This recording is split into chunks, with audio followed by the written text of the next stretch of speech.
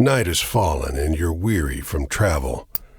Stars fill the sky above, and in front of you is a brightly lit wooden house, the only building you've seen for days.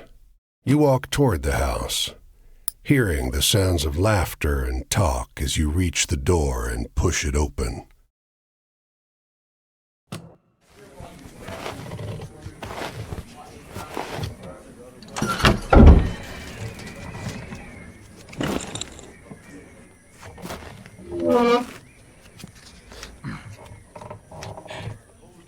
You sit down and join the game. It's a cheap buy-in, and not many of the other players are very good. The lady fiddling with dice gets good cards, but has no real strategy. The man to your right seems to just hold on to the highest cards he has, regardless of suit or any consideration of matches. The man in gray across from you, though, he's good. He already had the largest pile of coins when you bought in, and while your winnings grow quickly, you can't quite catch him. One by one, the other players leave the table, sometimes with pique or with wry humor, leaving their winnings with you or the man in gray.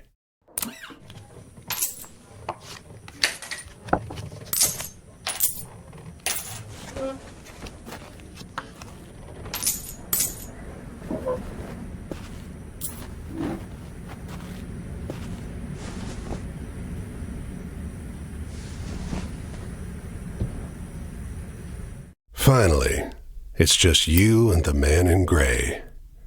He looks at you, full of humor, and winks. Last hand? He deals, you draw, and look at your hand. It's good. It's great. The best hand, in fact. A royal straight flush. Spades. Aces high. But the man in gray pushes forward his whole pile. You're not sure exactly how much it is, but it's more than you've got. You can't match that. The man in gray stops you. Now, if you like, I'll let you wager your word. I know you'll be good for it. Just promise you'll pay the debt, however I ask. The man in gray smiles. All right, then. I'll call.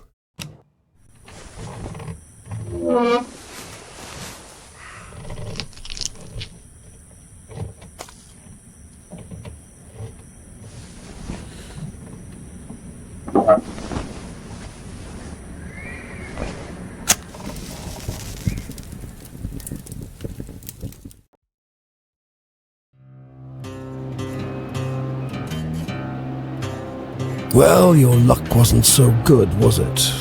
That's quite the hand, but not for the game we're playing. I'm afraid you owe me. Your life, sure, but more than that. Your labor. You see, this land is built on stories. It's one big story, this country, woven of many small ones. Few of the small ones are strictly true, and the big story is mostly a lie. All the stories and songs and myths and legends start somewhere, with a seed. As they're told and retold and passed around, they grow and change to become the stories we know. To pay your debt to me, you'll be carrying stories, finding the seeds first and then spreading them, telling them onwards so they can begin gaining strength. This is no light task. Stories are heavy. Most of the stories you'll find will be small seeds. They might be true, but they'll grow wild and unbelievable with the telling. The more important stories are the true ones, the ones people will tell you about their own lives. Those often get lost in the weaves of the big story. The more true stories you can find and tell, the more you can weave that truth into the big story. Tarnish it a bit perhaps, but isn't a dingy and battered truth better than a shining lie? Now, go ahead. You tell me a story. I'll trade you some information about your task.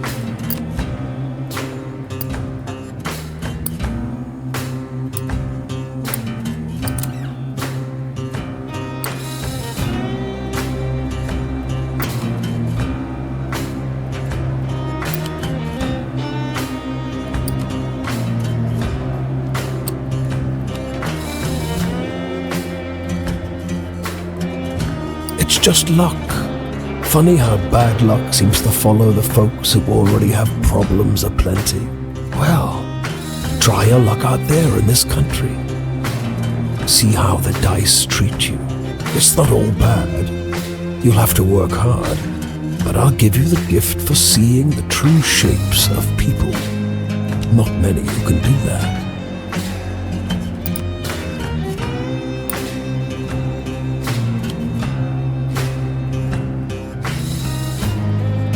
I'll strip away your flesh to make the journey easier, but still you will feel pain.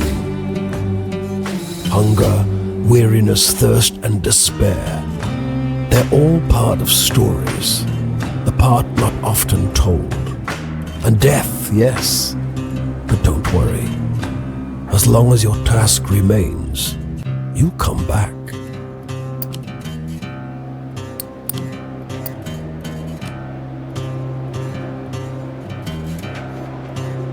Your deepest desires, your greatest wish, heaven, Big Rock Candy Mountain, El Dorado, the promised land, that place just over the ridge where they all say that the water tastes just like the sweetest wine. Well, I don't know where that is. It's supposed to be somewhere in this country. Ask the people you meet. They're all searching for the same thing.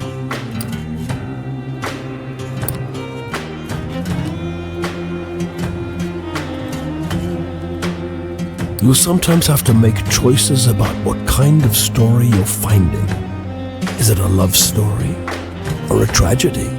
Don't gather too many of one kind, though. This grand story needs variety.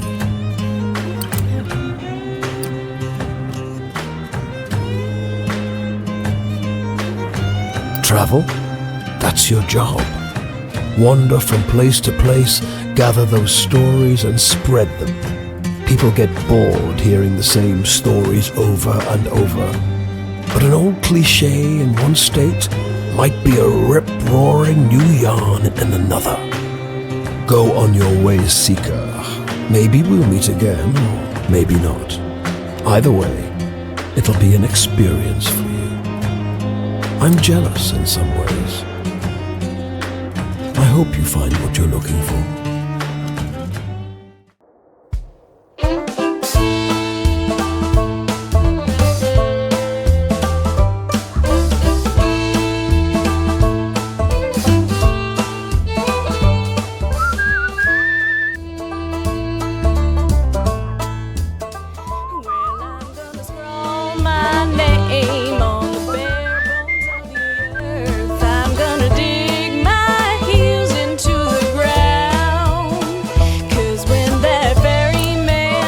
This bungalow is being ransacked.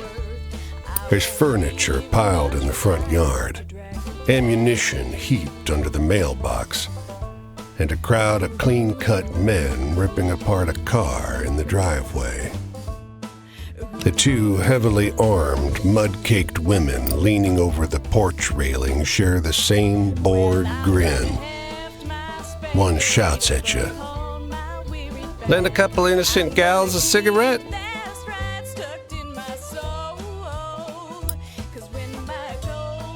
You are about to hand her a smoke when those men draw pistols and shove you hard into the dirt. You know these girls? They demand. Once they've dumped your bag out into the road, they decide you're harmless. If you were selling booze too, you'd have a lot more cash, sneers one. On the porch behind him, the two bootleggers are fingering their empty rifles, grinning in disappointment. Calling empty. They're the ones who'll bury me.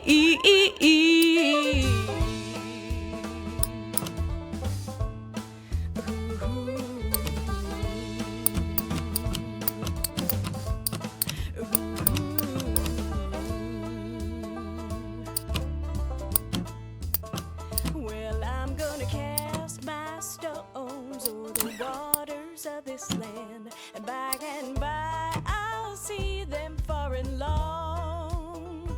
'Cause when the night come down for to take me hand in hand, this will be my tale, my vagrant song. This will be my tale, my vagrant song.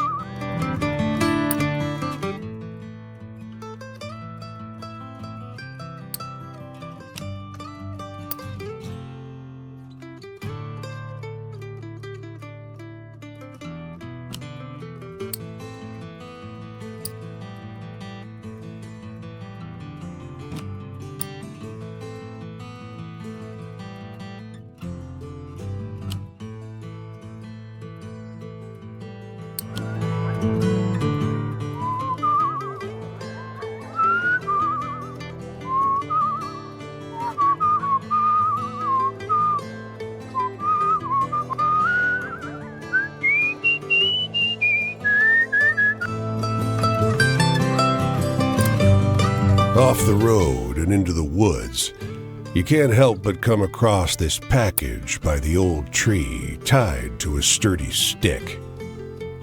The cloth wrapping conceals, though not particularly well, something large and softly unsettled. Little eyes blink back at you from inside the bundle. The shape gives a start. Please don't tell my pa that I'm in here. It says in a small voice. Pa doesn't want to live with us anymore, but I want to go with him. Don't tell him, please. I'm hiding. You tell the boy you'll keep his secret. You don't see his father anywhere. You don't see another soul for miles.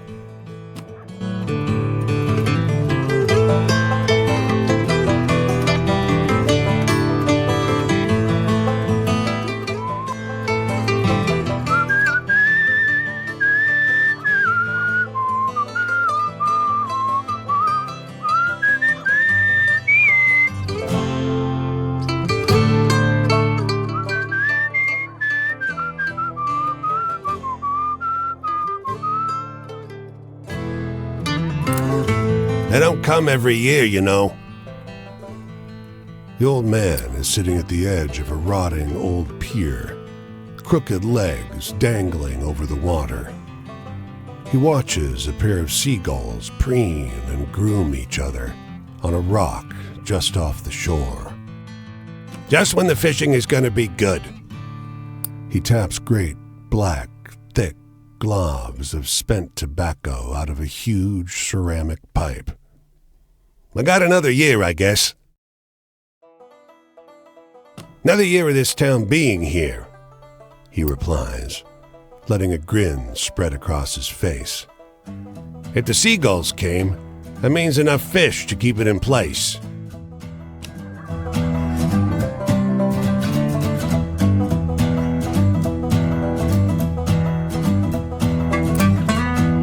The woman walks the small town square with the poise of Betty Davis, a confident stride, and inimitable mannerisms elevating the sidewalk into a plush Hollywood carpet. And wrapped around her neck, a yellow velvet ribbon, bright as an ocean sunrise. You question a well-dressed man parked outside an oyster house. Prudish woman. I took her on a fine date and she didn't remove so much as a ribbon. Excuse me, can you step back from the coop? That's the spirit. You decide to seek a second opinion.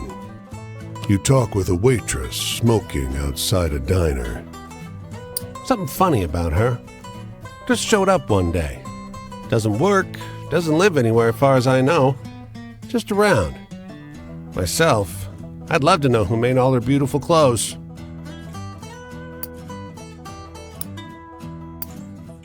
You ask the woman if you may join her at a public bench. You may. Lovely outside, isn't it? Her eyes are a beautiful shade of brown. Beneath the yellow ribbon, a thick, fibrous scar wraps around her throat. Weather like this, it reminds me of Paris.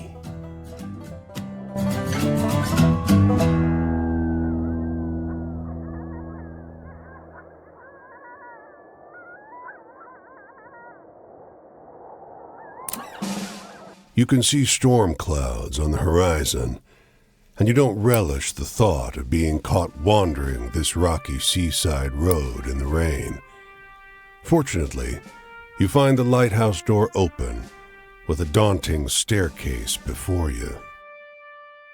At the top of an ornate wrought iron spiral, you're breathless and feeling the strain on your knees. Rain already batters the walls outside. You can only knock on a heavy wooden door leading into the upper level. Muffled voices and light seep in beneath the door. Looks like we got a visitor. Sounds like a man's voice, deep and rough. Well, behave yourself. I'll open the door. Another man, this one with a higher, more sonorous voice. I always behave myself. He feigns indignation, but his tone betrays affection instead. After a moment, the door unlatches from the inside and opens. The man before you is tall and muscular, with a hint of a paunch beneath his wide chest. The heavy iron knob on the door looks nearly dainty in his huge hand. Didn't want to be out in this rain, did you? Come in. Despite the rough exterior, this room looks like a well-appointed parlor. There's a rug on the well-trod wooden floor and an enormously plush couch. And sat upon it is a stocky fellow grinning through a great hazel-colored beard. Tea? He offers, hoisting a teapot.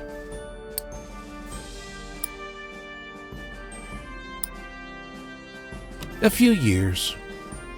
The tall one sits on the sofa, wrapping his arm casually around the other lighthouse keeper.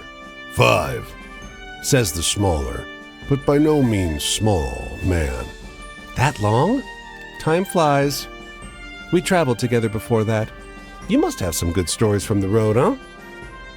You wake up the next morning on their old sofa, still warm from an excess of tea. And cakes? There might have been little cakes.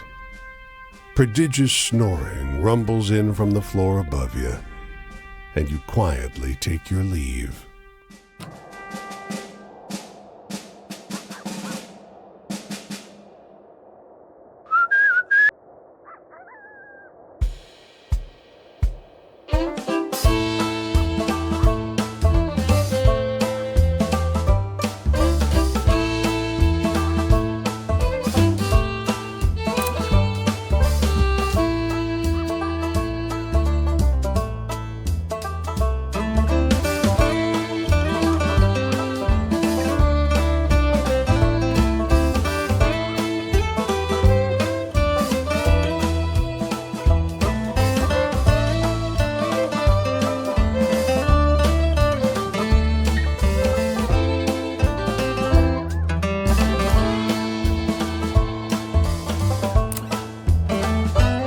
A dusty truck and a man on horseback pull up next to one another in front of the grocer.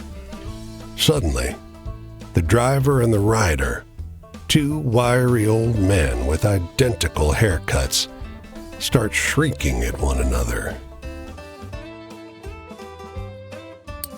The man with the truck leaps into the street. Brother! He shouts. The one on the horse tumbles out of his saddle. Brother! He screams. They embrace in the road. 30 years! Hollers the driver. The rider, tears streaming down over his face, corrects him. No, 32! Everyone here is watching these two older men cry and hug one another in the middle of Main Street. Cars and wagons are backing up. People are yelling. Take a photo of us! The driver begs you. Starts hauling a tripod out of the bed of his truck.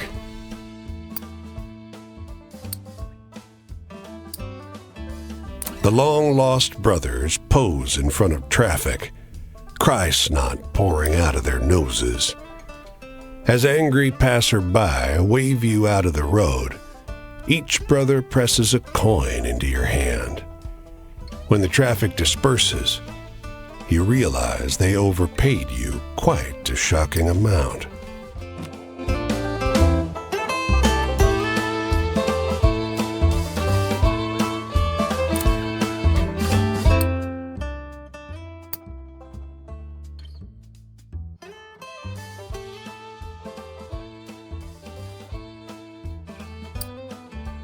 This city is like no other you've been to.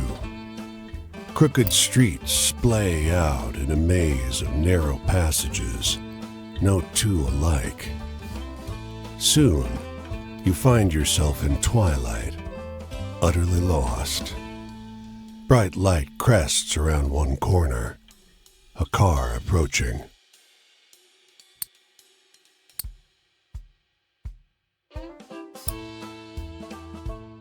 Unable to afford rescue, you keep walking. The asphalt turns to crooked cobblestones that threaten to wrench your ankle out of place. Was this always a moonless night? The stars multiply, each one looking like a pinprick through which light is exiting the terrestrial world. It's hard finding your way through in pitch darkness. You go by touch and sound, feeling the scale of the streets by the echoing of your footsteps, fingers tracing the rough surface of the buildings. And then, a rumble of noise in the distance. You quiet yourself, suddenly fearful. The clear sky tells you it's not thunder, but cannon fire. The city comes alive with fires and shouting. You find yourself trampled by a mob of men in thick brown coats, a phalanx of bayonets advancing up the street. When you come to, there's no sign of the commotion, the war that you were just caught in. The comically shrill honk of a Model A running up the road startles you, and you crawl toward the sidewalk. Above, the sky is a sharp, cold, cloudless blue.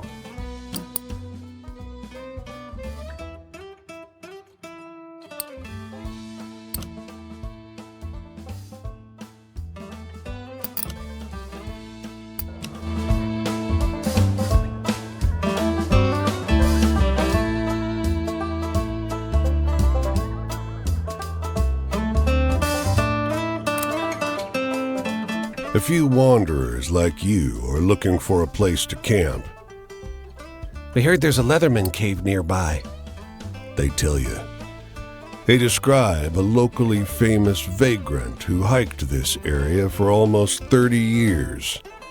He's dead now, but his caves are the best place to camp at any town. You and the other wanderers find the cave easily, because someone's lit a fire there. As you approach, you see a silhouette bend over the flames with an odd, creaking sound, like a door swinging in the wind. His coat is crudely stitched from leather plates that squeak against each other. The Leatherman, One of the others whispers. a ghost. The Leatherman must have heard, but he just stares. His face is corpse still. He's eating, you say, and point out his can of beans. Je ne suis pas un fantôme, The Leatherman says, and adds, idiot. Oh, bursts your companion. Canadien. Soon, he and the Leatherman are deep in conversation, and your group has a safe place to rest. For to tally up my worth, I won't leave much behind to drag it down.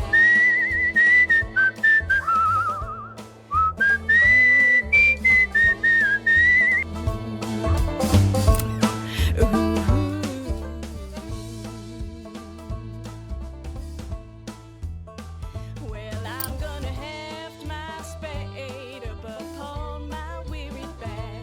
I'm gonna keep that stride tucked in my soul. 'Cause when my coals burn low and my trains run out of track, I won't be no one else to dig my hole.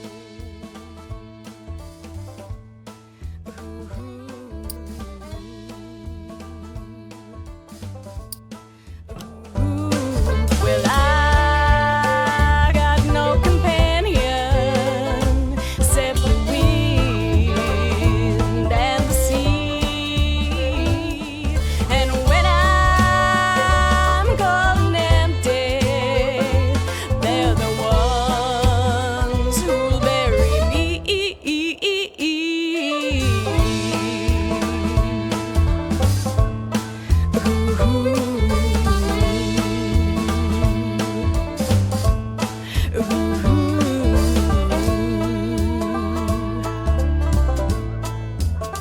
Well, I'm gonna cast my stones o'er the waters of this land, and by I'll see them far and long.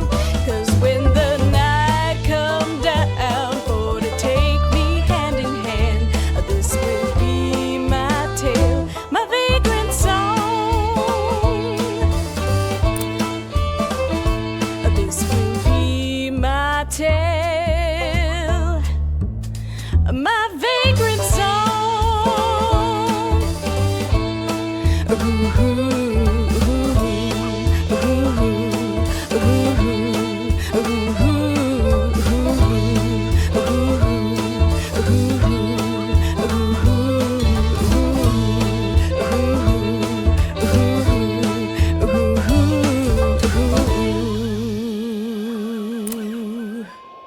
As you walk along the river near an unfinished bridge, a man with a tool belt catches sight of you. "Hey, over there," he calls out. "You look like you could use a quick way to get some hard-earned money." Hard-earned is right. The bridge hangs high over a perilous drop. He laughs uproariously. "Absolutely not." High above the water, you see raptors with enormous wingspans wheeling through the sky. "We'll have little more protection than them," the man says, "but not much more." His eyes sparkle. He clearly loves this work. "Great," he exclaims. "Suppose you'll want a safety belt. We Thunderbird people don't need 'em. We fly when we fall." He chuckles. You find yourself up high, looking over the rushing river that crashes around the foundation of the bridge. As you work side by side, the man mentions, "You can see Thunderbirds up here if you know how to look." You ask him to explain. "Practice your peripheral vision. if you dare. Last thing you need up here is for them to see you seeing them and come swooping at you," he says laughingly. "You only see the clouds thicken. It sure does pass the time working. The man pays you well when you're done with the job."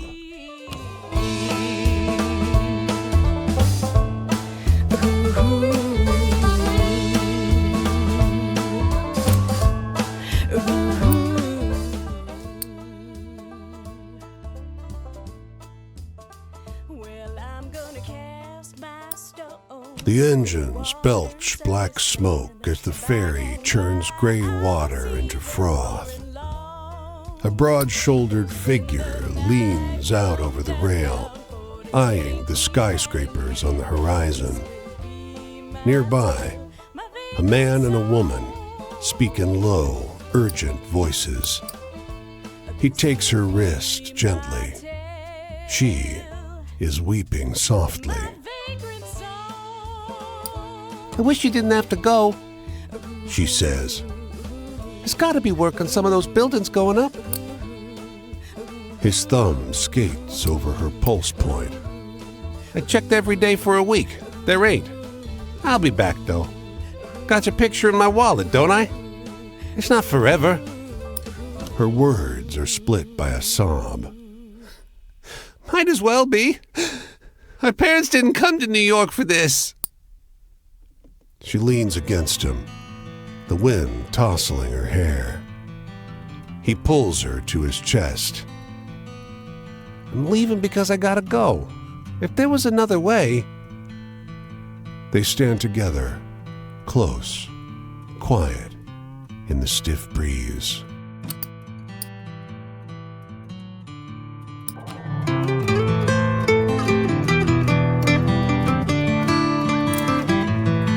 His clothes are expensive, but unkempt. A tailored jacket stretched and warped out of its best fit by long days on the road. His thinning frame weighs down the boxcar next to yours. "You got a light, friend?" You offer a match, which bends and nearly snaps as he scratches it against the pitted iron edge of the boxcar. "Thanks," he mumbles, perching one last cigarette on his lip. "Don't rightly know where I'm going." You notice how deeply wrinkled his clothes are. It's as though a huge hand plucked him from a high society party and crumpled him up like a sheet of paper. "Don't rightly know how I got going, either. They built a railway just past Missy Hudson's estate. Damned racket ruined our soiree. Might have been a few bottles of Armagnac too many when I walked down the tracks to tell them to keep it quiet." He drags on the cigarette, but you never see him exhale.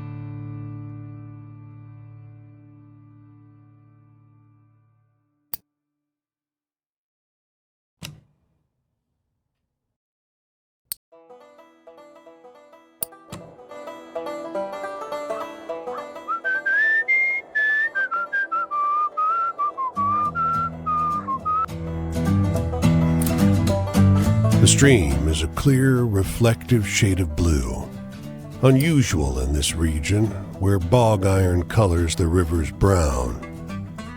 Across the way, a goat with great leather wings laps up the water, its sunken red eyes fixed on your every movement. You now notice the unnatural absence of wildlife. No fish swim in the stream. No birds sing in the trees. The winged goat drinks with a forked tongue, only abstractly concerned with your presence.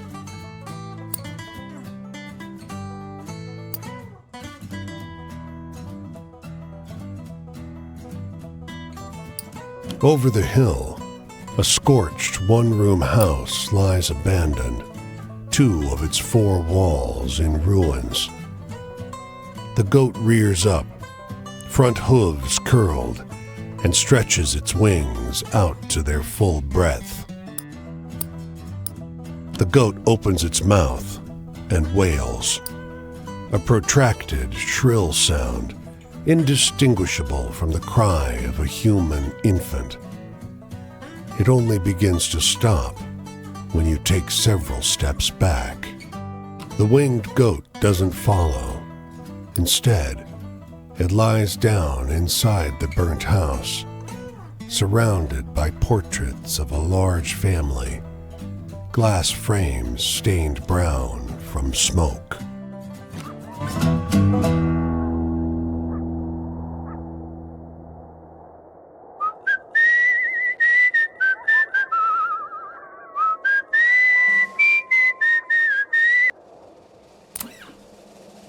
The man is the color of mill dust. His smile creases his face like folds in dough. He gestures you inside the dilapidated structure and shouts over the sound of driving wheels. You're welcome to sleep here. You don't want to rest by the river. Not in the evening. Insects. Man shoves the broken door closed behind you. The mill is warm, and the air is heavy with the powder kicked up by your entrance. You realize how easy it would be to drift off on this pile of sacks to the loud but constant sound of the grinding wheels. Consciousness is elusive. Your limbs throb with a dull fatigue, and your eyes are sticky with dust. The man suddenly grips your legs and drags you toward the millstone. You do not love my daughter. You will not have her. I will not let you hurt her.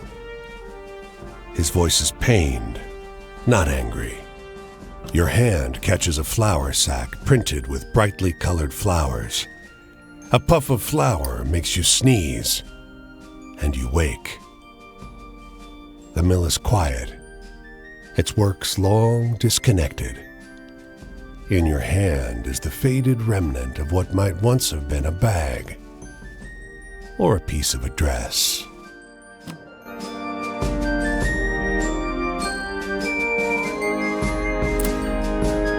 You come across a girl picking wild blueberries. She smiles and greets you. Anin.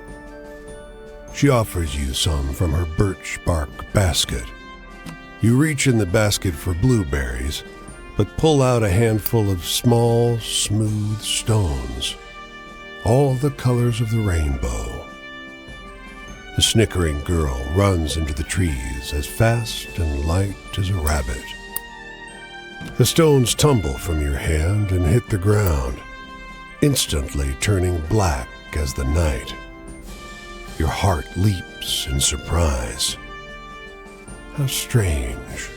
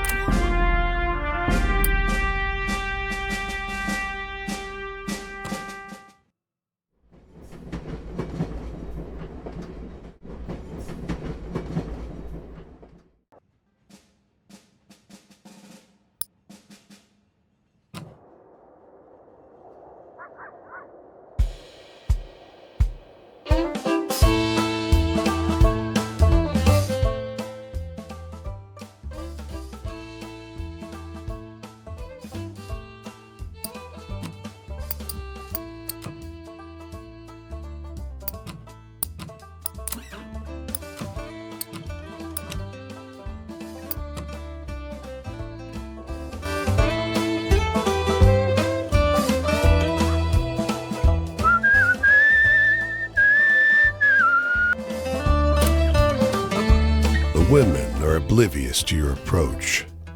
Their eyes are shut. Their touch, where they hold hands, is gentle.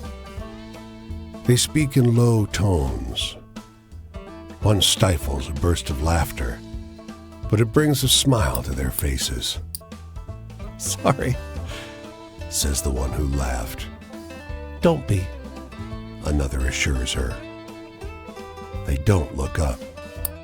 And we give thanks for those who have left us, who we wanted gone, for the skills to thrive without them, and for the companions who make the effort joyful. The voice of the youngest wavers. The woman to her left squeezes her hand. This is not a scene to intrude upon.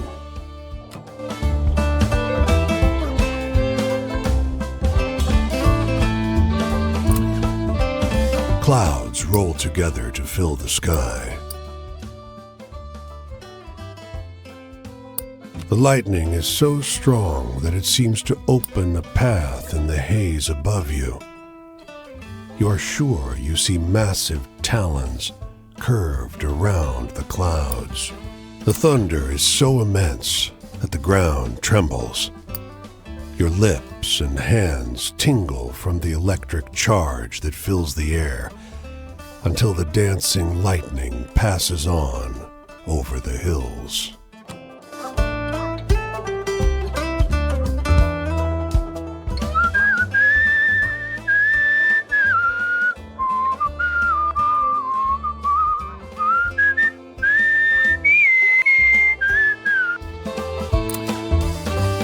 You hear the whippoorwill first, shrill and close. Then you see him, high up above the black streaks of wires. A lineman, fraying belt holding him to the pole. The damned bird has come to perch on a power line, stare hungrily at the man's soul. He's unsteady. His hands are shaky, and his body sways in the wind. You spot his tool bag next to the pole, worn and frayed, much like the man. A half-gone bottle of cheap rye pokes out of it. What's he gonna do? Come down from the pole? You snatch it from his bag in one quick motion and walk away. "Hey!" he starts, but whatever he's about to say slips into a slurred whine as his belt snaps.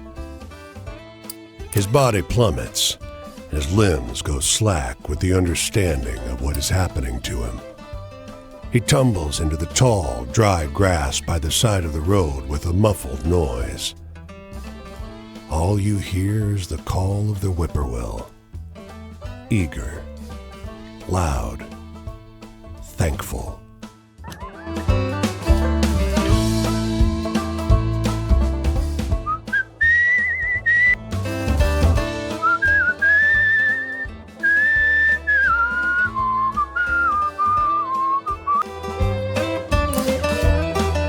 He leans against a fence and turns to face you as you pass him by.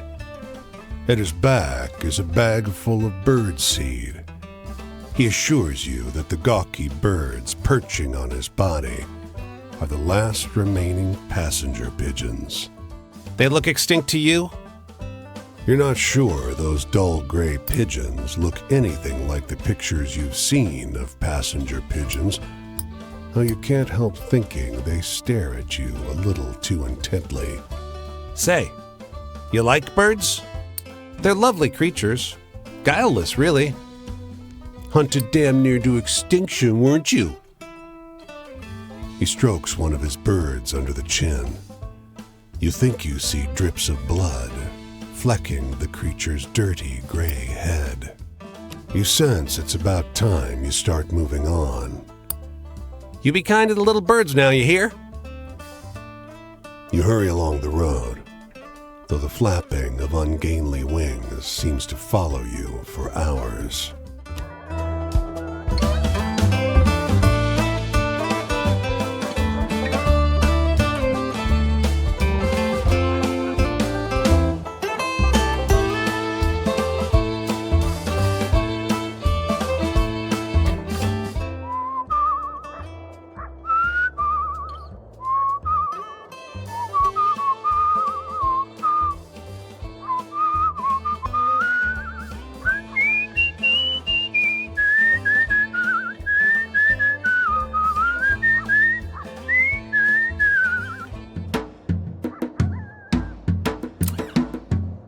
Deep in the fields, you come across a group of young men clearing weeds and sod from a roadside plot. Pitchforks flying, weeds dying.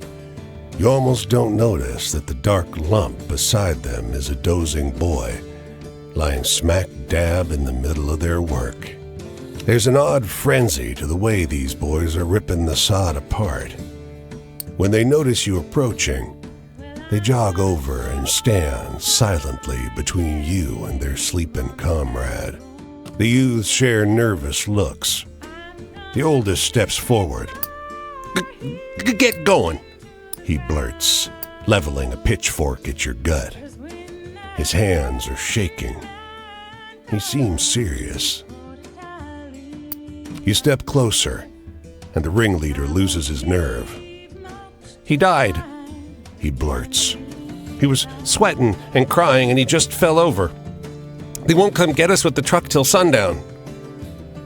You realize now that the sleeper's been posed.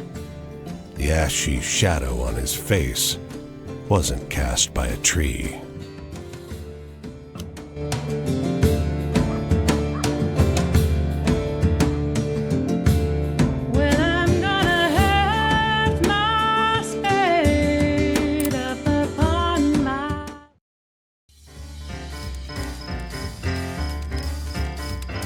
Why, hello there. Look like that's a heavy bag you're carrying. Let me get that for you. I insist. You see this uniform? It means you can trust me to make sure this is the most comfortable journey you've ever had in your life. Who am I? Well, I'm no George, I'll tell you that.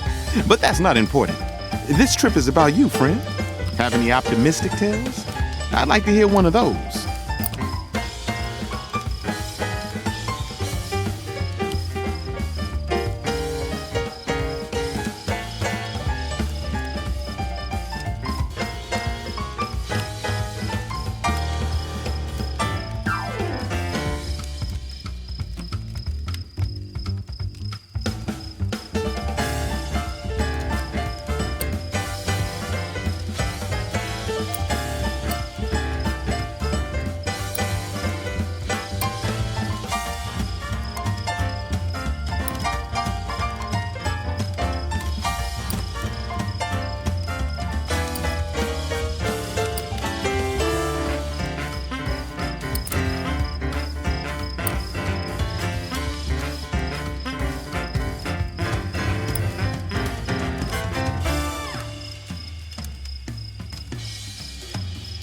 Just like I told you, friend, miles of smiles.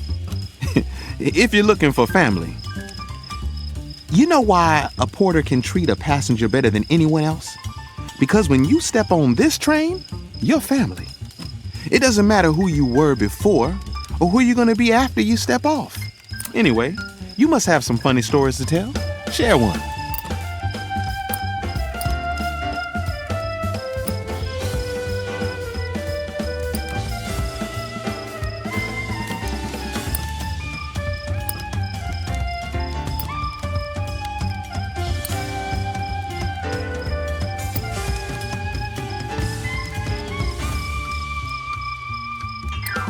That's a tall one. Don't pull my leg, okay? If you're looking for freedom, just think about how magnificent a train is, how the railroad binds this country together. Hop on and go anywhere. That's freedom, and that's my life. You got any stories with a bit of excitement to them?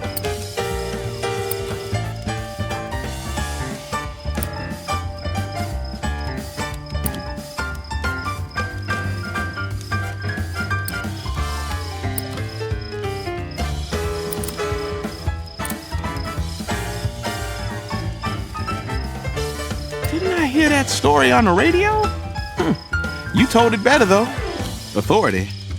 Hopefully people who ride in a Pullman car feel a little of that. It's about more than a train ride.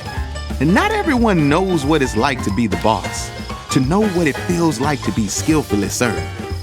Pullman porters give you a taste, so Boss George Pullman will know you'll be back for more.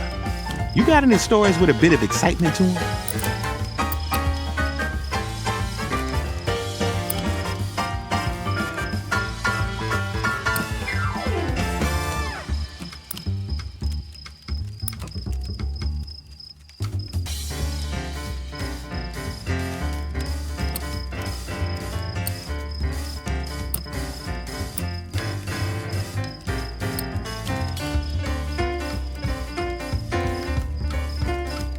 So, does that one scare you? Not sure about me. The past? That's a tricky thing. Yes, porters may remind you of a certain type of way folks of our type used to be. There's no fighting that, just happily working past it. Anyway, I'm in the mood for a good happy story. You got me?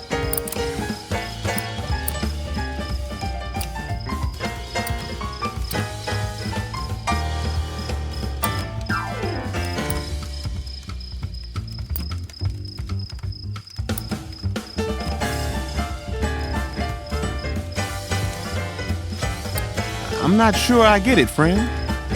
Trust. Well, a train ride can be a disorienting experience, especially for a first timer.